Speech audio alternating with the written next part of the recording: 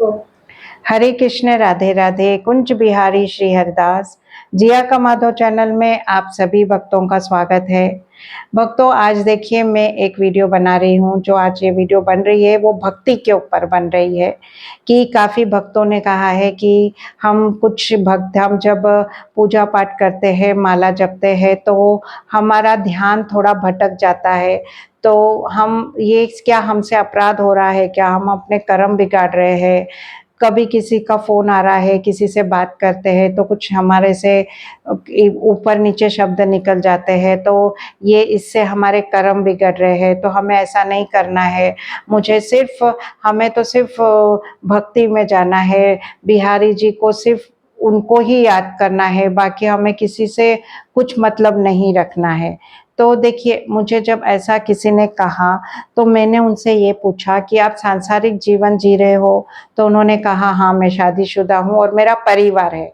तो देखिए भक्तों, मैं सिर्फ इतना कहना चाहूँगी आपको कि अगर हम सांसारिक जीवन में जीकर भक्ति कर रहे हैं तो ये सब चीज़ें स्वाभाविक है। क्योंकि सांसारिक जीवन में देखिए हम बहुत से रिश्ते निभाते हैं।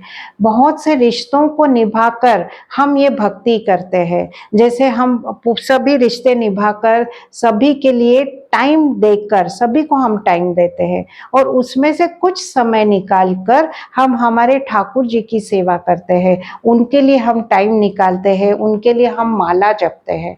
तो देखिए, जब हम माला जपते हैं तो हमारे दिमाग में कुछ ख्याल इधर उधर के आ गए तो इसमें कोई बड़ी बात नहीं है, ये स्वाभाविक है। क्यों? क्योंकि आप सांसारिक जीवन जी रहे हो। सांसारिक जीवन में हम जब सबके साथ रिश्ते निभा रहे हैं, सबसे दिन भर हमारी बातें चलती रहती है, हर किसी के संपर्क में हम आते रहते हैं, तो ये चीज़ें हमारे दिमाग में आना स्वाभाविक है।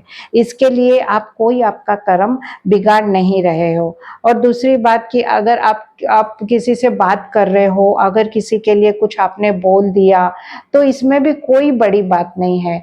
बस इतनी बात का ध्यान रखना है हमें कि अगर कुछ इतनी आप बड़ी बात किसी से नहीं बोल देना कि जिसके कारण सामने वाले का दिल दुख जाए और उसकी आंखों में आंसू आ जाए।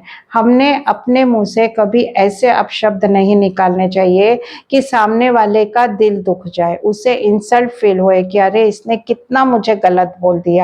तो ये हम करते हैं तो आप सोचिए कि ये इसमें समझ सकते हैं कि अरे किसी का दिल दुखाया हमने तो हमने अपराध किया। तो ऐसा तो हम इतना तो कुछ नहीं कर रहे, छोटी मोटी बात तो चलती है। देखिए, ये जीवन है मनुष्य जीवन। मनुष्य को तो हर चीज मनुष्य में भगवान ने दी हुई है। हमें गुस्सा भी आता है, हम किसी की थोड़ी बहुत निंदा भी कर देते हैं। अगर हमें किसी का नहीं समझ में आता है तो हम बोल देते हैं कि अरे वो ऐसी है, वो वैसी है, उसकी ये बात मुझे समझ में नहीं आती। तो ये स्वाभाविक है क्योंकि ये हमारा इंसान का जीवन है, मनुष्य जीवन है। गुस्सा देखिए, हर किसी में गुस्सा है। आज आप छोटे बच्चों को भी देखिए, एक थप्पड़ आप मारते हो तो उनका भी हाथ उठ जाता है। एकदम उनका हाथ आप देखोगे उठेगा, अगर नहीं भी उठेगा तो उनके चेहरे के एक्सप्रेशन एकदम चेंज हो जाएंगे कि अरे एकदम ऐसा लगेगा कि ये तो मुझे मारने को आ गया। तो ये स्वाभाविक है क्योंकि हमारे मनुष्य जीवन में ये चीजें भगवान ने दी हुई है। ठीक है, इसे हमें कम करने की कोशिश करनी है। हमें इसको अपने ऊपर हावी नहीं बनाना है। किसी भी चीज को हमारे ऊपर हमें हावी नहीं करना है। हर चीज एक लिमिट होनी चाहिए। मैं मानती हूँ कि कोई भी चीज हम हमारे से पूरी तरह से समाप्त नहीं कर सकते। जैसे साधु संत सभी कहते हैं कि ऐसा कीजिए, वैसा कीजिए, गुस्से को त्याग दीजिए, ये कीजिए, वो कीजिए। मानते हैं हम उनकी बातें सुनते हैं, लेकिन ये करना हमारे लिए बहुत मुश्किल होता है कि हम हर चीज को त्याग दें। मोह, माया, ममता, गुस्सा, निंदा, इसको सब हमारा जो मनुष्य जीवन है हम पूरी तरह से त्याग नहीं सकते क्योंकि हम सांसारिक जीवन में रह रहे हैं। सांसारिक जीवन में बहुत लोगों के साथ जिनके भी साथ हमारा संपर्क आता है, सबके स्वभाव अलग अलग अलग रहते हैं, किसी का स्वभाव कैसा होगा, किसी का स्वभाव कैसा होगा, तो हमें उस हिसाब से ही उनके साथ रहना पड़ता है।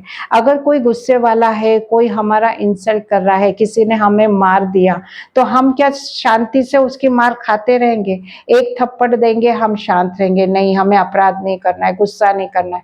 दूसरा देंगे तभी शांत है, तीसरा देंगे तो हम शांत रह सकते हैं क्या? और नहीं रहना है। अगर आप रहते हो तो इसमें भी मूर्खता है, क्योंकि अन्याय करने वाले से अन्याय सहन करना वाला भी सबसे बड़ा अपराधी होता है।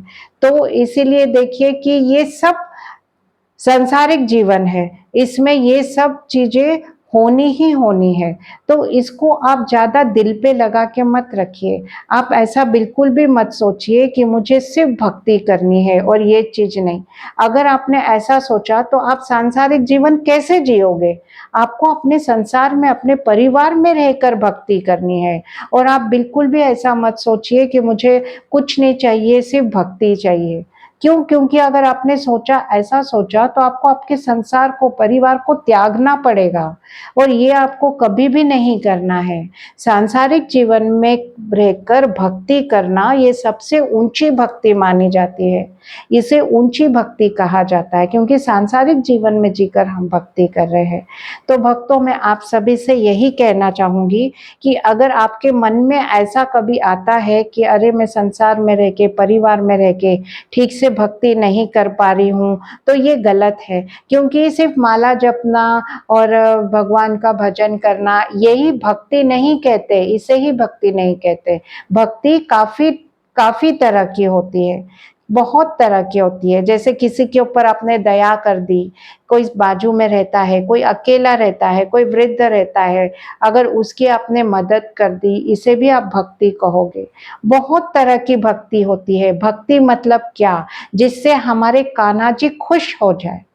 कान्हा जी जिस चीज से खुश हो जाए उसे ही कहते हैं भक्ति, जिससे हम उन्हें खुशी दे।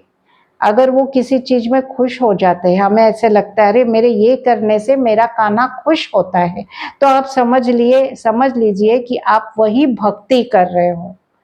तो ये सीधी सीधी मैंने शब्दों में आपको भक्ति का मतलब बता दिया।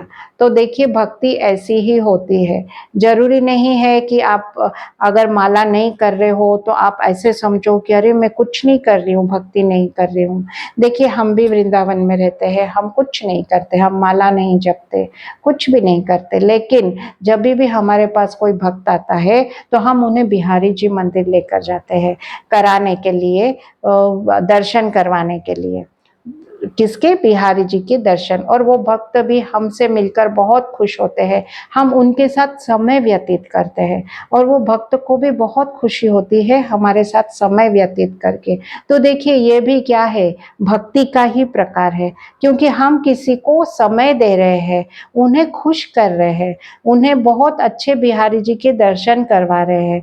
जो भक्त यहाँ से खुश होकर जाता है, तो ये भी हमारे लिए क्या हो गई? भक्ति हो गई, क्योंकि इससे हमारे कान्हा जी खुश होते हैं कि कोई भक्त को हम दर्शन करवा रहे हैं। तो ऐसे आप ढूंढिए अपने जीवन में कि आप भक्ति किस तरह से कर सकते हो, और आप वही कीजिए, और सोचिए कि मैं बहुत अच्छी भक्ति जीवन में कर रहा हूँ। तो मैं आशा करती हूँ कि आप सभी भक्त समझ गए होंगे, और जो भक्त ने मुझे ये कहा था वीडियो में फ़ोन पे कि मेरे से भक्ति नहीं हो पा रही है, मेरा ध्यान इधर उधर भटक जाता है, तो मैं आशा करती हूँ वो भी अच्छे से समझ गए होंगे, और वो आगे से कभी कुछ गलत नहीं सोचेंगे, और अपने परिवार में रहकर अपनी भक्ति में लगे रहेंगे। हरे कृष्ण, राधे राधे।